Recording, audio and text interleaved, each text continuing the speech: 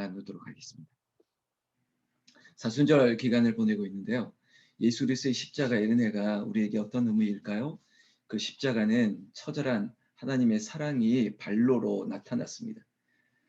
우리는 이해할 수도 없죠. 누군가를 위해서 죽어야 되는데 그 죽음이 당신의 독생자 아들 예수 그리스도였다는 것. 그 죽음도 감당할 수 없는 로마의 저주의 십자가, 몸이 상하고 찢기고 그렇게 수치를 당하는 그 죽음을 통해서 여기 있는 나를, 우리를 구원했다는 것은 생각할수록 이해가 되지 않습니다.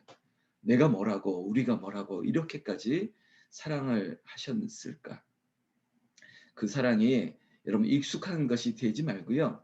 날마다 그 은혜 가운데 마음이 설레고 또 가슴이 뛰고 예수를 위해서 심장으로 내가 요동칠 수 있는 그 뜨거운 첫사랑과 같은 그 사랑이 이 자리에 있는 저와 여러분들 가운데 있기를 예수님의 이름으로 축원합니다.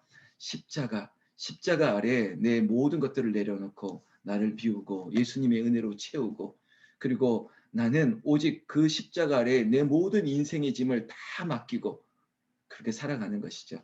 나는 축원합니다. 이 자리에 있는 우리 또 연세 드신 권사님들, 당신의 건강, 당신의 생명 다 주님께 맡기십시오. 그러면 주님께서 책임져 주십니다. 그리고 이 자리에 있는 우리 권사님들, 집사님들, 장로님, 너의 행사를 주님께 맡겨라. 오늘 하루 어떻게 시작합니까? 어떤 일을 하십니까? 그 일을 맡겨라. 우리 어제 주일 예배를 가운데 들었던 그 말씀, 여러분 듣고 그저 흘리는 말씀이 아니라 가슴에 새기고 그 말씀이 여러분들의 삶의 자리에서 열매가 되기를 나는 예수님의 이름으로 축원합니다. 바로 예수님의 말씀이 우리에게 실현되는 그것이 하나님의 나라가 펼쳐지는 것입니다. Kingdom of God이라고 하는 하나님의 나라가 어디 있느냐라고 하는 질문들을 많이 하고 있습니다. 하나님의 나라가 어디 있습니까? 하나님의 나라가 저기 여기 있다 하지 말고 하나님의 나라는 너희 가운데 있느니라. 하나님의 나라는 지금 김 목사가 있는 이 홍은제일교회 건물 안에 있는 것이 아니라 하나님의 나라는 지금 제가 여러분들의 얼굴을 보고 있는 여기저기 다 있다는 것입니다. 그런데 하나님의 나라가 여기저기 있는 기준이 뭘까요? 나를 찾는 자에게, 나를 예배하는 자에게 어린아이와 같이 하나님 여기 있군요, 맞아요 라고 믿음의 순응을 하는 그 사람들에게 하나님의 나라는 펼쳐진다는 것입니다. 여러분, 하나님 뵙기를 원하죠. 또 하나님께서 우리에게 은혜 베푸시기를 원하죠. 하나님께서 문제 해결하고 응답해 주시기를 원하죠. 그래서 간절히 기도하고 있지 않습니까? 우리가 18장, 우리가 15절부터 30절까지 읽었지만은 그 앞선 1절에 보면요, 그 기도에 대한 간절함을 한 과부의 이야기를 통해서 우리에게 알려줬습니다. 불의한 재판관이 있어도 매일매일 찾아가서 귀찮게 하면, 그래 말 그대로 귀찮게 당함을 싫어서라도 응답해 주는데 하물며 하나님일까 보랴. 너희 기도를 들어줄 것이다. 여러분, 그 기도의 간절함이 믿음으로 나타나는 것입니다. 믿습니다. 믿어요. 그러나 그 믿음은 우리에게 하나의 어떤 또 그 표지를 줍니다. 어린아이 같은 믿음. 의심하지 않는 거예요. 반드시 응답되는 거예요. 여러분, 산타클로스 뭐 이런 거 우리가 어릴 때나 믿었지 나이 들면 믿었습니까? 아, 굴뚝에서 산타클로스 할아버지가 이렇게 타고 내려와서 선물을 주신데 착한 아이에게만 주신데 막 설레고 두근두근하고 했지 않습니까? 그런데 나이가 들수록 조금만 애가 커도 안 믿어요. 산타클로스는 없다. 그래, 아버지가 선물 갖다 주는 거다. 뭐 엄마가 갖다 주는 거다. 이 정도로 이해하는 거지. 그런데요, 아이들은 어린 아이일수록 다 믿어요. 다 믿어요. 순진하지 않습니까? 순박한 거예요. 이런저런 말을 해도 그 손에 쥐어 있는 거 아빠 한 입만 하고 입 벌리면 딱 집어 넣어주는 게 애들이에요. 우리한테 한 입만 하면 너 몇 살? 나 37살 하면 이거 우리가 하겠습니까? 안 하죠. 오늘 예수님께서는 어린아이를 통해서 우리에게 하나님의 나라, 천국이 어떤 자일 것이냐라고 하는 분명한 기준을 얘기하고 있습니다. 오늘 우리 누가복음 이 말씀을 보면서 예수님이 어떤 분이실까? 후안 까를로스의 책에 보면 예수님의 제자라면 이런 책들이 있습니다. 여러분 예수님이 어떤 분이시고 예수님이 나의 구주로 내 안에 있다면 나는 어떻게 살아가야 될까? 하나님의 나라가 여기저기 있다라고 하는데 그 하나님의 나라는 내 인생 가운데 내 삶 가운데 어떻게 펼쳐질까? 우리는 분명히 알고 보아야만 합니다. 예수님도 오늘 예수님이 만져주심을 바라고 자기 아이들을 데리고 왔습니다. 15절의 이야기죠. 이때나 저때나 다 엄마들, 부모 마음은 똑같은 것 같습니다. 복 받는 일에, 자, 좋은 일에, 자, 예수님 보니까 예수님이 병을 낫게 하고 뭐 큰 기적을 베푸니까 이 자리에 있는 엄마들 똑같은 마음 아니겠습니까? 아, 우리 애가 아픈데, 우리 애가 여러 가지 문제가 있는데, 우리 애를 한번 안고 가야겠다. 그 마음이 당장 드는 거죠. 그 애기 안고 갔습니다. 젖먹이 애기 안고 갔습니다. 아니면 애가 정말 비실비실 너무 아파서 약으로도 해결 안 되기 때문에 저 예수 소문 듣고 데려가는 것 당연한 거 아니겠습니까? 그런데 문제는 제자들이 보고 꾸짖다는 거예요. 이거 왜 이럴까? 마치 여기가 시장도 아니고 애들은 가라 막 이렇게 뭐 뱀장사도 아닌데 애들을 왜 내쫓는 것인지. 여러분 구약의 그 유대 사회의 당연한 전통이었습니다. 우리는 이제 신앙생활을 했으니까 알지 않습니까? 그 당시에 부녀자들, 어린아이와 여자들은 숫자에도 들어가지 않았다는 것을. 5천 명을 먹이셨더라라고 했던 그 오병이의 기적 가운데 그 사건 역시 그 성인 남자들의 숫자라는 것을 우리는 성경 공부를 통해 알지 않습니까? 당시에 유대의 관습이 항상 강한 자, 그리고 이긴 자, 부한 자, 이것이 복의 하나의 당연한 상징과도 같았습니다. 그러니까 크고 많고 화려하고 이것들이 복을 받았다라고 생각한 거예요. 그래서 성전도 화려하게 크게 짓고 높은 곳에 짓고 그리고 이 유대인들의 믿음은 이런 거죠. 키가 크고 잘생기고 그래야만 뭔가 왕의 건의를 받을 수 있다라고 생각해서 초대 왕 사울을 뽑았을 때 그들의 눈은 그랬습니다. 야, 키도 크고 얼굴도 잘생기고 다른 사람들보다 머리 하나 정도 더 키도 크고 하니까 왕이라면 저 정도 아우라가 있어야지. 뭐 이런 거죠. 이런 기준이 유대의 관습이고 당시에 만연한 시선이었습니다. 그런데 예수님께서는 당시의 관습과 문화와 그 시선 모든 것들을 깨뜨렸습니다. 제자들이 이 아이들을 만류하는 것은 당시의 문화적인 관습으로 본다면 당연한 일이에요. 애들은 주류 사회 가운데 끼면 안 되는 거예요. 그게 예의예요. 그러나 예수님께서는 그걸 보신 게 아니에요. 그 간절함과 약한 자 얼마나 필요했으면 이 아이를 데리고 달려왔겠습니까? 그 사람들이 누군지 모르겠지만 그런 관습을 왜 모르겠습니까? 당시에 당연한 문화인데 그런데 그 문화를 깨뜨리고 이 아이를 안고 그 아이의 손 붙잡고 왔다는 것은 그 아이들에게 문제가 있다는 거 아니겠습니까? 예수님만이 이 아이의 이 아기들의 문제를 해결해 줄 수 있다는 것을 알기 때문에 오는 거예요. 그 간절함으로 오는 그 아이들을 맡고 있는 제자들이 오히려 혼나야죠. 16절에 보면 예수께서 그 어린아이를 불러 가까이 하시고 이르시되 어린아이들이 내게 오는 것을 용납하고 금하지 말라. 하나님의 나라가 이런 자의 것이니라. 어쩌면요. 어쩌면 제자들이 무안해지는 일입니다. 왜냐하면 공개적인 자리에서 우리는 마땅히 할 말을 했고 어쩌면 제자들이 서운할 수도 있겠죠. 아니 선생님을 위해서 우리가 한 일인데 그리고 마땅히 해야 될 일인데 선생님이 설교하는데 방해될까 봐 내가 막았는데 어떻게 그렇게 굳이 이런 식으로 말씀하실 수 있을까? 서운하실 수도 있지 않을까요? 왜냐하면 아주 직구를 날리지 않습니까?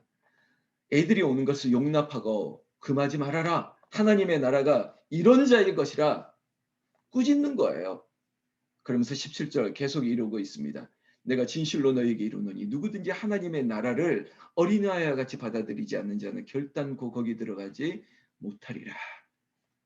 여러분 어린아이와 같은 제가 이 두 번 얘기하는 것은 여러분들이 어린아이와 같은 게 뭘까? 제가 굳이 얘기하지 않아도 알겠죠. 어린아이와 같은 특징이 뭡니까? 여러분 생각해 보세요. 그러면서 곧 이어서 어린아이의 이야기에 이어서 18절에 어떤 관리가 등장하고 있습니다. 어린아이도 왔고 또 어떤 관리도 왔습니다. 그런데 여러분, 엔트리, 입장에서 큰 차이가 있습니다. 어린아이가 들어오는 것은 굉장히 힘들었습니다. 심지어 제자들이 가로막고 밀치고 저리 가 모멸감을 느낄 정도로 들어오기 힘들었습니다. 그런데 어떤 관리는 어땠을까? 이 힘있고 고위공직자였던 이 사람은, 성인이었던 이 사람은 아마 앞자리에 서 있었을 것입니다. 아마 가장 좋은 자리에 서 있었을 것입니다. 그리고 이런저런 해프닝을 이미 보고 있었을 것입니다. 이 사람은 점잖하게 이야기합니다. 선한 선생님이여, 내가 무엇을 하여야 영생을 얻으리까? 여러분, 저는 이런 태도 좋아하지 않습니다. 제가 좀 아침부터 거친 말 합니다. 지가 뭔데? 네가 뭔데? 그 앞자리에 있어서 이 아이들, 이 애 엄마, 이 엎쳐 뭐 들고 업고 와서 이렇게 하나님의 나라의 간절함을 사모하는 사람이 있는데 앞자리에 있어서 선한 선생님, 내가 무엇을 하여 영생을 얻으리까? 그거 모른단 말입니까? 영생이 누구에게서부터 이 거듭남, 본 어게인, 이게 누구로부터 오는지 몰라서 물어요? 때로는 질문은 두 가지 의도가 있습니다. 정말 어린아이처럼 몰라서 아빠 내가 어디로 가야 돼? 어떻게 해야 돼? 몰라서 묻는 거 있지만은 알고도 마치 시험하려고 묻는 경우도 있습니다. 여러분, 어떤 게 순전한가요? 그러면 앞서 하나님의 나라가 누구의 것인지 우리 알지 않습니까? 어린아이와 같은 마음으로 예수 그리스도를 믿어야 구원 얻는다. 그를 믿는 자마다 영생을 얻는다. 그 어린아이와 같은 그 순전함이 지금 어떤 관리에게 보입니까? 어떻게 하여야, 무엇을 하여야 영생을 얻으리까? 여러분, 구약 율법 다 알고 있는 사람이고 또 예수님에 대해서 다 들었을 것입니다. 예수님께도 알고도 또한 말합니다. 네가 어찌하여 나를 선하다 일컫느냐. 예수님도 한 성질 하십니다. 죄송합니다. 제가 그렇게 느껴요. 저도 가끔 저에게 좀 불의하게 다가오면 저도 아주 불의하게 대답합니다. 강하게 다가오는 사람에게 저는 한없이 강합니다. 그러나 눈물을 흘리고 약하고 어린아이가 다가오면 약해질 수밖에 없어요. 예수님께서는 이 불의한 어떤 관리의 마음을 다 알고 있어요. 선한 선생님이라고 예수님 보세요. 그냥 넘어가도 될 건데 어찌하여 나를 선하다 일컫느냐. 예, 까칠하시죠. 어찌하여 나를 선하다 일컫느냐. 하나님 한 분 외에는 선한 이가 없느니라. 왜 예수님이 삼위일체를 모르겠습니까? 하나님과 나는 동등됨을 취함을 받는 예수님이 왜 모르시겠어요? 그러나 지금 예수님의 말씀은 저 어떤 관리의 불의함을 보신 거예요. 예수님께서 계속 말합니다. 하나님 한 분에 있는 선한 이가 없느니라. 네가 계명을 안 하니, 내가 계명을 안 하니. 어떤 관리에게 말하는 거예요. 자, 간음하지 말라, 살인하지 말라. 이 10계명의 5번째에서 9번째 계명까지 쭉 읊으시는 거예요. 네가 이거 알고 있지. 네가 다 그거 지킨 거 내가 알고 있어. 물론 관리도 말합니다. 내가 어려서부터 다 지켰습니다. 근데 예수님께서 이 말 들으시고 네가 아직 한 가지 부족한 것이 있어. 이게 바로 10계명의 10번째 계명을 소화낸 거예요. 이웃의 것을 탐내지 말라고 했던 것. 네가 큰 부자인데 그 부가 누구로부터 성취된 것이냐. 아침부터 별로 좋은 말은 아닌데 LH 고위공직자들 그 토지 정보 누구를 통해서 얻은 것이고 그 불의하게 미리 사들인 것으로 말미암아 지금 차익을 얻는 것이 정말 합당한 것이냐? 원래 원주인의 것을 네가 그것을 사들인 것이 그게 합당한 일이냐? 이웃의 물건을 탐낸 거 아니야? 그 토지를 탐낸 거 아니야? 그리고 그런 것들이 몇 번의 차명을 통해서나 아니면 또 다른 차익을 통해서 지금 돈을 번 거 맞잖아. 예수님이 얼마나 정확하게 얘기했는지. 23절에 그 사람이 뭐라고 얘기합니까? 어떤 관리라고 등장했던 이 사람은 또 다른 이 사람의 정체성이 있습니다. 큰 부자였다는 겁니다. 우리 어머님들 세대에는 공무원들이 부자였습니까? 아니시죠. 그때는 공무원들이 제일 돈 벌지 못했습니다. 근데 지금 관점으로 관리가 부자가 됐다는 것은 우리가 조금 이상하게 바라봐야 되지 않습니까? 마치 LH 사건처럼. 당시에도 마찬가지입니다. 세리와 같이 다른 이들의 것을 착복해서 얻어서 그가 부자가 된 것은 아닐까. 왜 이렇게 합리적 의심을 하냐면 23절 이 말씀을 듣고 심히 근심했다는 것입니다. 예수님께서 그 속마음을 아시고 24절에 예수께서 그를 보시고 이르시되 재물이 있는 자는 하나님의 나라에 들어가기가 얼마나 어려운지 우리가 잘 알고 있는 낙타가 바늘기로 들어가는 것이 부자가 하나님의 나라에 들어가는 것보다 쉬우니라 하시니. 이 자리에는 우리가 이런 근심하는 분들은 없으시죠? 혹시 이 자리에 큰 부자가 있으면 빨리 정신 차리십시오. 큰 부자가 있으면 빨리 이 부를 플로잉 저수지처럼 흘려보내기를 힘쓰십시오. 그렇다고 그걸 흘려보내준다고 당신의 것이 없어지지 않습니다. 이상하다 동전 한 입 쓰고 버리면 풍성해져. 오늘 어린아이가 불렀던 찬양처럼 이 동전 한 입이 쓰고 나눠주면 오히려 풍성해진다고요.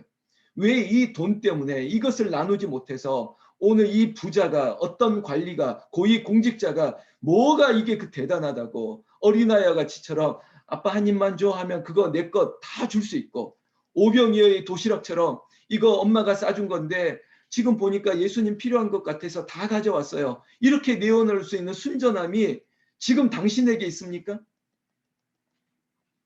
저는요. 저도 잘 모르겠습니다. 그러나 아직까지는 주님 필요하시면 내 목숨 내어놓을 수 있습니다.